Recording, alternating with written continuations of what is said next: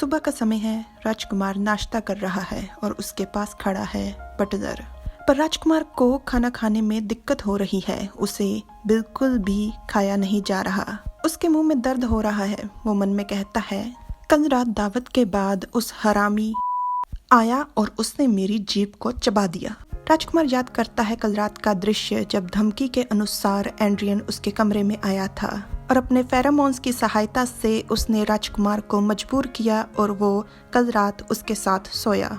उसने राजकुमार के साथ जबरदस्ती की थी, जिस कारण राजकुमार को अलग अलग शारीरिक अंगों पर चोट लगी थी। उसे दर्द हो रहा था और साथ में उसने उसको बाइट भी किया था, जिसमें से एक थी राजकुमार की जीभ जिस पर उसने बाइट किया था और इस कारण राजकुमार को आज खाना खाते समय दर्द हो रहा है। राजकुमार कांटा छुरी रख मुंह साफ करते हुए कहता है, मुझे भूख नहीं है। तो बटलर कहता है, युवराज आपने तो कुछ खाया ही नहीं, इससे ज्यादा तो चूहा खा लेता है। राजकुमार चिढ़ा हुआ था। वो अपने गिलास को घुमा रहा था और अचानक से उसकी बाजू से कमीज पीछे हट जाती है तो उसकी कलाई पर चोट का निशान नजर आता है, जिसे देखकर राजकुमार को एक बार फिर से गुस्सा आ जाता है। वो अपने कपड़ों को ठीक कर चोट को छुपाते हुए बटलर से पूछता है, क्या तुम्हें ब्लू वेरन के सरप्रस्त के बारे में कुछ पता है? तो बटलर मेज से बर्तन उठाते हुए कहता है, हाँ, कुछ अफवाहें। क्या आपको उसमें रुचि हो रही है? क्या आप उसके बारे में जानना चाहते हैं? तो राजकुमार कहता है, जाकर उसके बारे में पता लगाओ, अफवाहों के अलावा।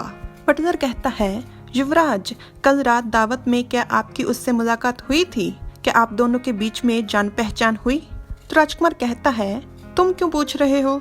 बटलर कहता है, वो आज सुबह उसने आपके लिए तोहफा भेजा।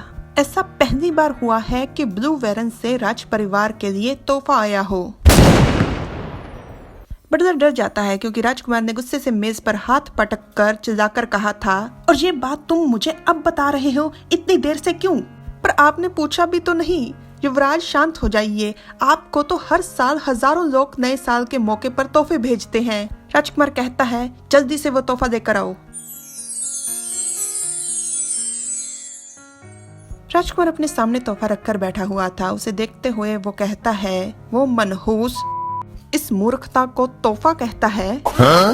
तोहफे को देखने के बाद राजकुमार आदेश देता है कि जल्दी से उसे लाकर राजकुमार के सामने पेश किया जाए। राजकुमार चिढ़ा हुआ था। बटलर आदेश की पालना करने के लिए निकल जाता है और थोड़ी देर के बाद ही मास्टर राजकुमार के सामने पेश हो जाता है। वो राजकुमार को प्रणाम करता है। जी हाँ, यहाँ पर प्रणाम करने का रिवाज ऐसा ही है। मास्टर घुटनों के बल बैठा हुआ कहता है, युवराज आपसे दोबारा मुलाकात होना मेरे लिए बहुत ही सम्मान की बात है। और राजकुमार मन में उसे गालियां दे रहा था। वो उसे गालियां देते हुए कहता है, कल रात मेरे सम्मान की धज्जियां उड़ाने के बाद ये ऐसे व्यवहार कैसे कर सकता है? ये कितना सुंदर और आकर्षक दिख रहा है। राजकुमार कहता है, मुझे ये नहीं समझ आ रही कि तुम्हारे शब्द सच्चे दिल से हैं या फिर झूठ बोल रहे हो। मास्टर कहता है, कसम से युवराज, मैं सच्चे दिल से कह रहा हूँ। राजकुमार तुरंत उसका तोहफा बटलर के हाथ से पकड़कर उसके सामने जमीन पर पटक देता है और पूछता है, बताओ, क्या ये तोहफा सम्मान बढ़ाने वाला है? मास्टर तोहफे को उठाकर कहता है, क्या आपको ये अच्छी नहीं लगी? राजकुमार कहता है, तुम्हें क्या मैं अफीमची लगता हूँ? तो मास्टर कहता है, ये कोई आम अफीम नहीं है, ये ब्लू वेरन की खास अफीम है। हमने अफगानिस्तान बीकानेर की तो सुनी थी, आज ब्लू वेरन की भी सुन ली। राजकुमार के कदम एकदम से रुक जाते हैं जब धीरे से मास्टर कहता है, ये फेरोमोन्स के कारण होने वाली प्रतिक्रिया को कम कर सकती है। इसका इस्तेमाल एक तरफा छाप में बंधे हुए कुछ असाधारण लोग करते हैं। ये हीट के दौरान होने वाले दर्द को कम करती है। राजकुमार मन में कहता है, क्या कोई हीट को नशे के सहारे निकाल सकता है? राजकुमार एंड्रिस और उसके फेरोमोन्स के सामने अपने कुछ लाचार लम्हों को याद करता है। क्या मुझे इस सब से और ज्यादा गुजरने की जरूरत नहीं? क्या मुझे ये सब कुछ सहन नहीं करना पड़ेगा? नहीं, ये सच नहीं हो सकता।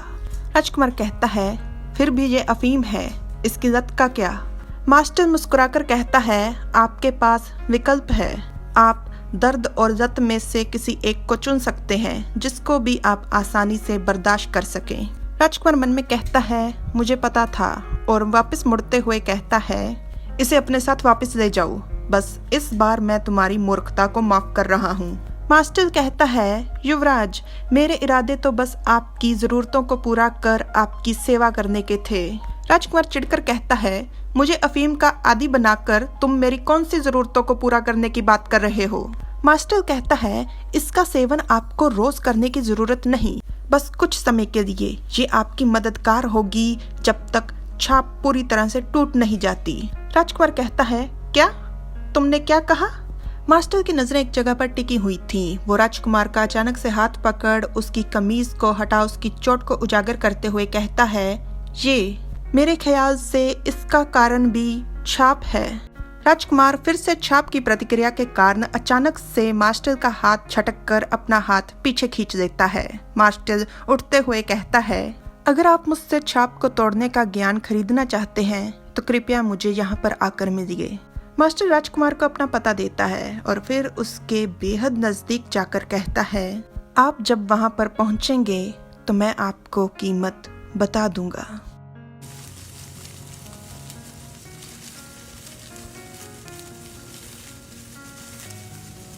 अगली सुबह सूरज उगने से पहले ही राजकुमार अपनी बग्गी में सवार था। घबराहट के कारण वो अपने नाखून चबा रहा था और अचानक से उसका सारथी कहता है, युवराज, हम पहुंच गए। राजकुमार खड़ा था एक आलीशान होटल के सामने।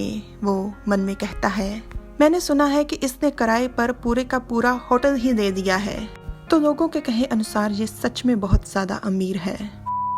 पता नहीं मुझे अब कितनी कीमत चुकानी पड़ेगी। राजकुमार का सेवक कहता है, युवराज, आपके आदेश का इंतजार है। तो राजकुमार उतरते हुए कहता है, मैं अंदर जा रहा हूँ, उन सबको बता दो कि मैं आया हूँ।